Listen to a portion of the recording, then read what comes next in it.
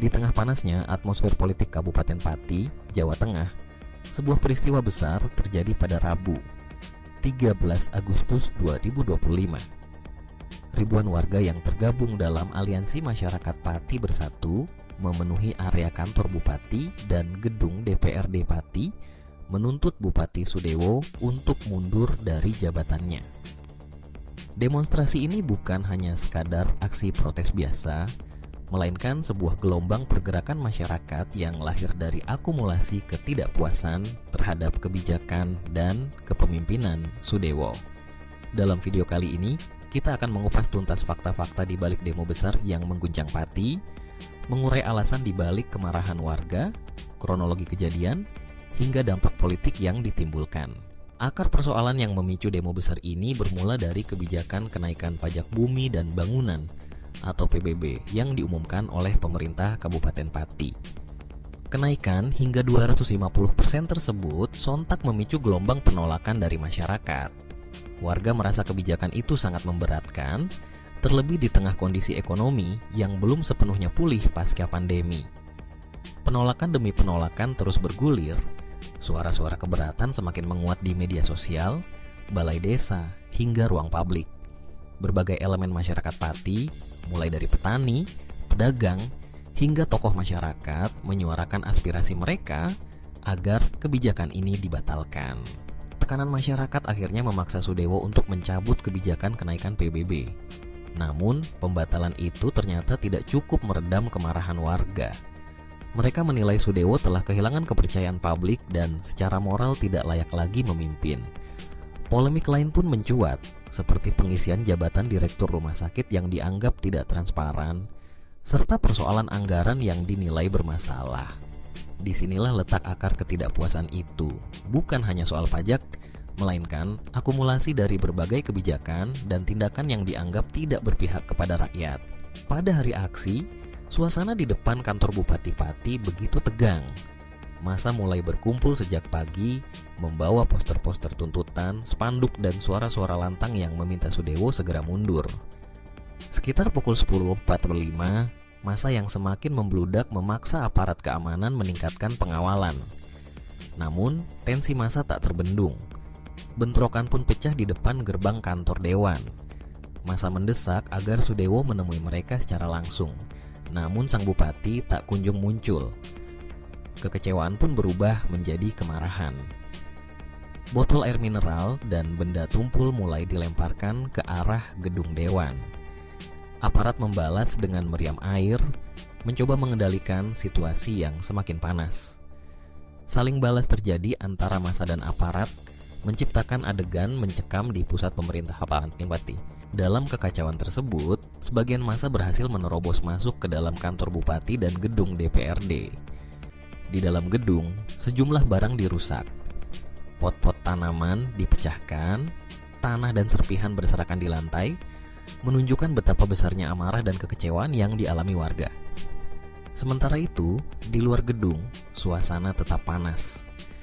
Terjadi saling dorong, teriakan tuntutan, dan ketegangan yang terus meningkat. Di puncak aksi, sekitar pukul 12.16 WIB, Sudewo akhirnya keluar menemui massa. Ia naik ke kendaraan polisi, lalu muncul dari dalam mobil di hadapan ribuan warga. Dengan suara bergetar, Sudewo meminta maaf dan berjanji akan bekerja lebih baik ke depan. "Saya mohon maaf," ucap Sudewo di hadapan para demonstran. Namun, permintaan maaf itu tidak mampu meredakan situasi. Massa kembali ricuh, melemparkan botol air mineral dan sandal ke arah Sudewo. Ajudan bupati pun terpaksa memasang badan, menangkis lemparan dengan tameng milik polisi. Sudewo akhirnya kembali masuk ke dalam mobil dan kembali ke kantor bupati, sementara massa masih berteriak dan menuntut kepastian atas pemakzulan dirinya. Kericuhan yang terjadi tidak hanya berdampak pada properti, tapi juga pada keselamatan warga. Puluhan orang dilaporkan mengalami luka-luka akibat bentrokan dengan aparat, baik karena terkena lemparan maupun dampak dari semprotan meriam air dan gas air mata. Kepolisian pun melakukan tindakan tegas, menangkap setidaknya 11 orang yang dianggap sebagai provokator dan penggerak utama kericuhan. Situasi pun baru mulai kondusif menjelang malam hari setelah aparat berhasil membubarkan massa yang masih bertahan di lokasi aksi. Di balik aksi demonstrasi dan kericuhan yang terjadi, proses politik di DPRD Kabupaten Pati pun bergerak cepat. Menyikapi tuntutan warga dan polemik yang terjadi, DPRD sepakat membentuk panitia khusus atau pansus untuk memproses pemakzulan Sudewo sebagai Bupati Pati.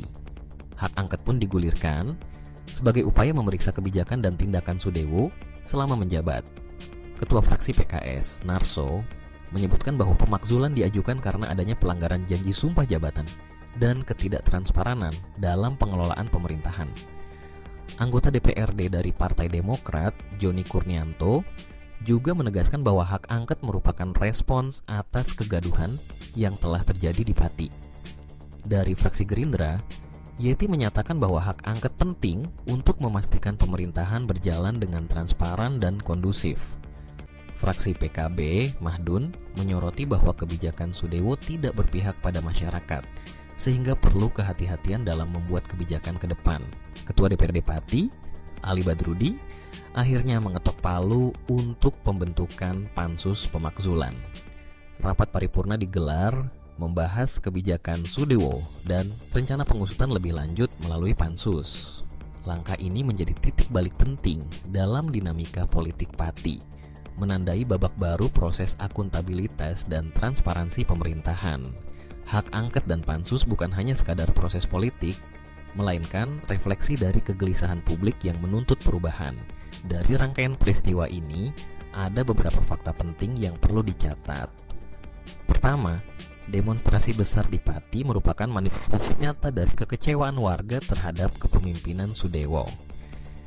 Kebijakan kenaikan PBB yang sangat memberatkan menjadi pemicu utama. Namun akumulasi persoalan lain seperti pengisian jabatan dan masalah anggaran turut melatar belakangi kemarahan publik. Kedua, kericuhan dalam aksi demo menunjukkan betapa besarnya tekanan sosial dan politik yang dihadapi pemerintah daerah. Ketiga, reaksi cepat DPRD dengan membentuk pansus pemakzulan menandakan adanya respon politik yang serius terhadap tuntutan masyarakat. Di sisi lain, peristiwa ini juga menjadi refleksi penting bagi seluruh kepala daerah di Indonesia. Kebijakan yang tidak berpihak kepada masyarakat, apalagi yang dibuat tanpa komunikasi dan transparansi, dapat memicu ketidakpuasan yang berujung pada gelombang protes besar. Pemerintah daerah perlu belajar dari kasus Pati bahwa kepercayaan publik adalah modal utama dalam menjalankan roda pemerintahan. Ketidakpekaan terhadap aspirasi rakyat dapat berujung pada instabilitas politik dan sosial. Peristiwa demo besar di Pati juga menjadi sorotan nasional, di mana media dan publik mengamati proses pemakzulan dan dinamika politik yang terjadi. Kasus ini menjadi contoh konkret bagaimana mekanisme demokrasi lokal bekerja. Dari demonstrasi massa, interaksi langsung antara pemimpin dan rakyat, hingga proses politik di parlemen daerah. Hak angket dan pansus menjadi instrumen penting dalam menjaga akuntabilitas dan transparansi pemerintahan. Pada akhirnya, demo besar di Pati bukan hanya soal tuntutan mundur seorang bupati. Lebih dari itu, peristiwa ini adalah suara masyarakat yang menuntut perubahan, keadilan, dan kepemimpinan yang benar-benar berpihak kepada rakyat. Proses pemakzulan yang sedang berjalan menjadi harapan baru bagi warga Pati agar pemerintahan ke depan dapat lebih mendengar, memahami, dan melayani kebutuhan masyarakat. Demikianlah fakta-fakta di balik demo besar warga Pati yang mendesak Bupati Sudewo untuk lengser. Dari kebijakan yang memicu protes, rangkaian aksi demonstrasi dan kericuhan, hingga proses politik pemakzulan di DPRD, semuanya menjadi bukti betapa pentingnya peran rakyat dalam mengawal jalannya pemerintahan.